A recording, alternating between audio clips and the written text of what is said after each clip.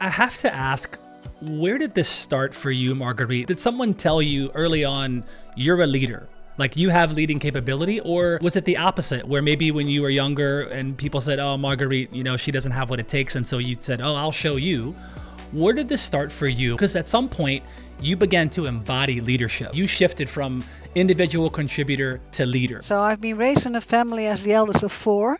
And in our family, we've always been raised to use our potential. My mother was a teacher, my dad was an engineer at Philips. And we all were, you know, it was about content. So form was important, but it was more or less about the substance and content. And we've had plenty of discussions at the kitchen table at home. And at a very young early age, you actually learned how to discuss. And it was also very clear that the loudest voice often was not the best voice. So it was about how do you bring your point of view across. What's maybe my biggest lesson is, and I like to tell a story about this one, is that a reporter was asking a CEO, so tell me, what's the secret of your success? And the CEO answered, taking the right decisions. So the reporter says, yeah, how do you take then the right decisions?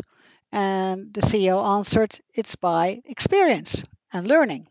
Okay, the reporter says, the journalist asks, like, yeah, how do you get the experience and how do you do the learning? How did you do it?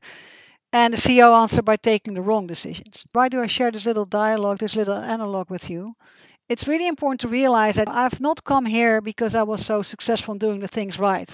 I've actually come here where I am by also falling up and standing up again several times. You learn the hard way how to deal with certain things. We've talked a lot about resilience the past year during COVID.